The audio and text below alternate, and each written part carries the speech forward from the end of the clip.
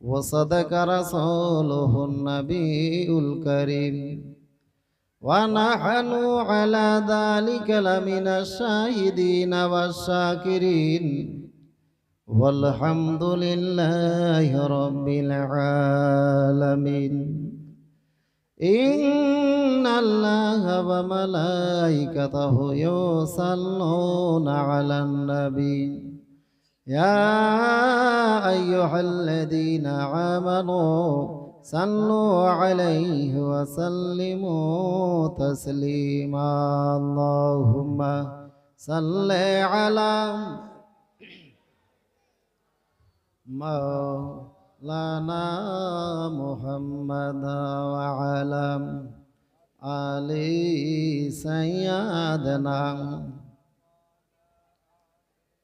سيدنا মাওলানা মুহাম্মদ। নবীর প্রেমে ডাকছে রে মন, কেন বসে আছো বুঝি না। উম্মতের মায়ায় কান্দেন নবীজি, শুয়ে সোনার মদিনা। সবাই জোরে জোরে পড়েন আল্লাহুম্মা সাল্লি আলা, জোরে, মাওলানা মুহাম্মদ ওয়া আলা মাওলানা মুহাম্মদ সাল্লাল্লাহু তাআলা সাল্লাম। আমি পাপী গুনহেগার, তুমি ছাড়া কে আছে আর, ক্ষমা করো ওগো প্রভু, তওবা করি বারংবার। ইয়া রাহিমু রহমান ইয়া কারিমু মেহরবান, ইয়া রাহিমু রহমান ইয়া কারিমু মেহরবান।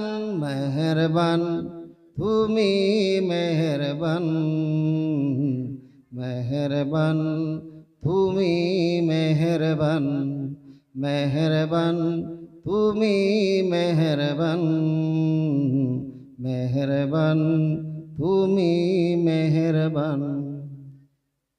জেনে না জেনে হাজার পাপের সাগরে ডুব দিয়েছি, পথ হারিয়ে ভুলে, বুঝে না বুঝে হাজার পাপের সাগরে ডুব দিয়েছি, পথ হারিয়ে ভুলে। নিজের প্রতি নিজে সকাল বিকাল সাজে, নিজের প্রতি নিজে সকাল বিকাল সাজে, জুলুম করেছি বারে বার। ইয়া রাহিমু রহমান ইয়া কারিমু মেহরবান, ইয়া রাহিমু রহমান ইয়া কারিমু মেহরবান। মেহরবান তুমি মেহরবান, মেহরবান তুমি মেহরবান। পাহাড় সমান পাপের বোঝা মাথায় নিয়ে চলতে পারি না পথ হারিয়ে ভুলে পাহাড় সমান পাপের বোঝা মাথায় নিয়ে চলতে পারি না পথ হারিয়ে ভুলে বান্দা তোমার আমি তুমি অন্তর্যামী বান্দা তোমার আমি তুমি অন্তর্যামী তোমার পথে ফিরি বারে বার ইয়া রাহিমু রহমান ইয়া কারিমু মেহেরবান ইয়া রাহিমু রহমান ইয়া কারিমু মেহেরবান মেহেরবান তুমি মেহেরবান মেহেরবান তুমি মেহেরবান আমি পাপী গুনহেগার তুমি ছাড়া কি আছে আর ক্ষমা কর ও গো প্রভু তওবা করি বারবার ইয়া রাহিমু রহমান ইয়া কারিমু মেহেরবান ইয়া রাহিমু রহমান ইয়া কারিমু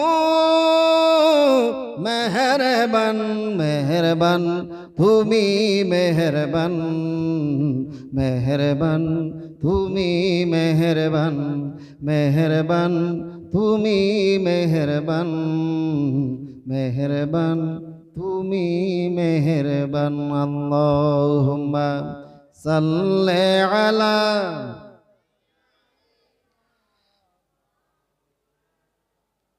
মুহাম্মাদ ওয়া আলা আলি সাইয়্যিদিনা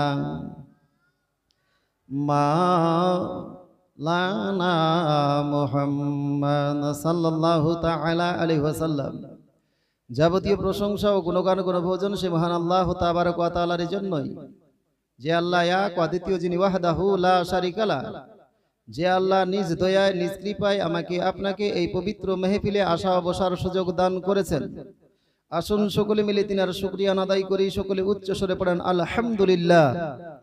তিনার পরে পরে ধর্মের গুরু মা আমেনার লাল মুরুর দুলাল আহমদ মুজতাবা মুহাম্মাদুর রাসূলুল্লাহ সাল্লাল্লাহু তাআলা আলাইহি ওয়াসাল্লাম, তিনার প্রতি লক্ষ কোটি দুরূদ অবতীর্ণ হোক, বর্ষিত হোক। সকলে বলুন আমিন।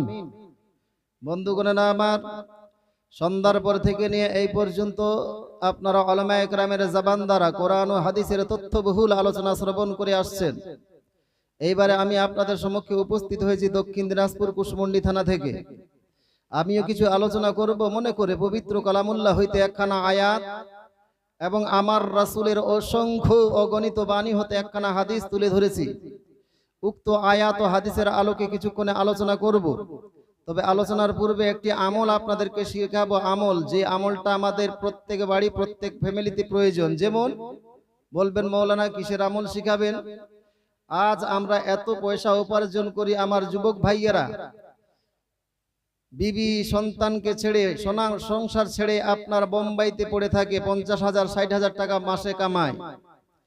তারপরেও দেখতে পারা যায় বাড়িতে একটার পরে একটা অভাব লেগে আছে, অভাব মুক্ত নাই, একটার পরে একটা অভাব। প্রত্যেক ফ্যামিলিতে প্রায় 50,000 1 লাখ টাকা মাস কামাইও তারপরেও দেখতে পাওয়া যায় যে দেনার মধ্যে পড়ে আছে, দেনা পরিশোধ করতে পারে না।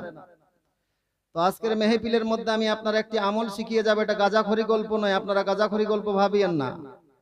হাদিসের আলোকে একটি আমল, খুব সহজ, এই বাচ্চা ছেলেরাও করতে পারবে। আপনি অভিভাবক, আপনি বাপ, আপনি মা, আপনিও এই আমলটা করতে পারবেন, মা বোনরাও করতে পারবেন। খুব সহজ আমল। আমলটি কি? কোরআন শরীফের একটি সূরা, সবচাইতে ছোট, আকারে ছোট, সেই সূরাটার নাম কি কারো জানা আছে? একটু হামু করেন। কোরআন শরীফের সব থেকে একটা ছোট্ট সূরা, সূরায়ে কাউসার। সূরায়ে কাউসার অধিক নামাজি যারা, অধিকাংশ নামাজিদের এই সূরাটা মুখস্থ। সূরাটা হলো বিসমিল্লাহির রহমানির রহিম, ইন্না আ'তাইনাকাল কাউসার ফাসাল্লি লিরাব্বিকা ওয়ানহার ইন্না শানিয়াকা হুয়াল আবতার। মাত্র 3টি আয়াতে বৈশিষ্ট্য এই সূরা, অধিকাংশ মানুষেরই মুখস্থ। এই সূরাটা আপনাকে পাঠ করতে হবে। এই সূরা পাঠ করার পূর্বেই পড়ে নেবেন 3 বার দুরূদ শরীফ। কয়বার? 3 বার। যে কোনো দুরূদ যেটা আপনার মুখস্থ, কোনো দরুদ মুখস্থ নাই, ছোট্ট একটা দুরূদ পড়বেন, সাল্লাল্লাহু আলা মুহাম্মদ, সাল্লাল্লাহু আলা মুহাম্মদ। এটাও একটা দুরূদ। আমরা যেটা আপনার সম্মিলিতভাবে জালসায় দুরূদ পড়ি, আল্লাহুম্মা সাল্লি আলা, এটাও দুরূদ। তারপরে দুরুদে ইব্রাহিম, আল্লাহুম্মা সাল্লি আলা মুহাম্মাদিন ওয়া আলা আলি মুহাম্মাদিন, এটাও হলো একটা দুরূদ। তো যেই দুরূদ মুখস্থ আছে আপনার 3 বার পড়বেন। তারপরে সূরায়ে কাউসার 11 বার। কয়বার বললাম? সূরায়ে কাউসার 11 বার। তারপরে আবার 3 বার দুরূদ শরীফ, আবার 3 বার দুরূদ শরীফ। রেগুলার এই আমলটা করবেন, দেখবেন ইনশাআল্লাহ অল্প দিনেই আপনার বাড়ি থেকে অভাব অনটন দূর হয়ে গিয়েছে। জোরে বলুন। দরকার আছে না এগুলো আমল? এটা শুধু আপনাদের এখানে নেই, আমলটা আমি নিজেও করি, আমার স্ত্রী করে, আমার বাবা করে, আমার মা করে, এবং বহু জায়গায় জালসাই আমলটা শিখিয়েছি। পরক্ষণে আমাকে ফোন করে বলেছে, মৌলভী সাহেব আপনি যে আমলটা শিখিয়ে গিয়েছিলেন আসলে এর উপকার পেয়েছে। এটা গাঁজাখড়ি গল্প নয়, অবশ্যই উপকার পাবেন। তবে এই আমলটা আপনাকে কখন করতে হবে, এই সময় একটা আছে, সময়। সেই সময়টা এখন উল্লেখ করব না, সময়টা অবশ্যই আপনাদের বলবো, তবে এখন নয়, আমার বক্তব্য শেষ হওয়ার কিছুক্ষণ আগে সময়টা উল্লেখ করে দিব। তারপরে ইনশাআল্লাহ আপনারা যাবেন না চলে যাবেন আপনাদের ব্যাপার। তবে এতক্ষণ পর্যন্ত আপনাদেরকে ধৈর্য ধারণ করতে হবে। বুঝাতে পারলাম কথাগুলো আমি আপনাদেরকে? বুঝতে পারলেন তো? বুঝতে সমস্যা হয় নাই না? রাগ করছেন? রাগ করলেন না কি বলেন? আর রাগ করিয়েন না বাবজি। যাই হোক, এইবারে আলোচনা শুরু করব। তবে মা বোনদের দৃষ্টি আকর্ষণ করছিলাম, আগেই একটু সামনের দিকে আগিয়ে আসা যাবে না? কত কষ্ট করে আসছে পিছন থেকে মা বোনেরা। আপনারা একটু সামনে বসছেন তো একটু ভালো করে বসেন, আপনাকে যেন বারবার উঠা বসার প্রয়োজন না পড়ে। আপনারা নিজেও ভালো করে বসেন এবং পরক্ষণে যারা আসবে তাদেরকেও আসা এবং বসার সুযোগ করে দেন। তো আমার ছোট্ট ছোট্ট দিদিদেরকে বলবো, একটু সামনের দিকে আসা যাবে না দিদি? ও বইন, আসো না গে, মৌলবীর কথা শুনতে হয়। হ্যাঁ, দিদি করে কহে সম্বোধন করলাম, আর কি কইব বলেন তো? আদর করে কইছি। আমার ছোট বহিনেরা, দিদিরা, একটু সামনের দিকে আসো, আসো আসো আসো। একটা মৌলবী সাহেব গুলো কথা রাখবেন না গে? সুবহানাল্লাহ। ও পরিচয় দিতে হবে যে মৌলবী সাহেব আমরা টেড়া হাড্ডির, আপনার টেড়া হাড্ডির তৈরি, হ্যাঁ, টেড়ার বেটি গুলা সব। সুবহানাল্লাহ। আসেন না গে? কিরকম করছে? সুবহানাল্লাহ। এক সামনের দিকে আসেন, আমাকে বলার সুযোগ করে দেন। মাশাআল্লাহ। যদি শরীরে কোনো অসুস্থতা ভাব মনে না হয়, শরীরে প্যারালাইসিস ভাব না হয় মনে, তাহলে উঠে সামনের দিকে চলে আসেন। না যদি শরীরে প্যারালাইসিস ভাব মনে হয়, অসুস্থ ভাব মনে হয়, তাহলে ওই জায়গাটাতে ভালো করে বসে থাকেন, ছাড়বেন না, কাউকে দিবেন না, ভালো করে মজবুত করে ধরে থাকবেন ওই জায়গাটা। সুবহানাল্লাহ। এই 2, 3, 4 জন বুঝতে পারলাম সুস্থ মহিলা আসলো সামনের দিকে, বাকিগুলা সব অসুস্থের বেটি। কাউর কোমরের ব্যথা, কাউর পায়ের ব্যথা। হ্যাঁ, মাশাআল্লাহ। এই যে সুস্থ, এইগুলো সামনের দিকে আসছে, মাশাআল্লাহ, বুঝতে পেরেছে। আসেন আসেন আসেন, সুস্থর বেটি এগুলো সব। সুবহানাল্লাহ। বাকি সবটি প্যারালাইসিসের বেটি হয়ে গেছে। সুবহানাল্লাহ, মাশাআল্লাহ। আসেন আসেন, সামনের দিকে আসেন, আসেন সামনের দিকে আসেন। জান খুলে প্রাণ খুলে ওয়াজ শোনাবো আপনাদেরকে, তবে একটা পরিবেশ তৈরি করতে হবে। কষ্ট করে আসছে পিছনের মহিলারা, সামনের দিকে আসছে, অসুবিধা হয়েছে। সুবহানাল্লাহ। যাই হোক,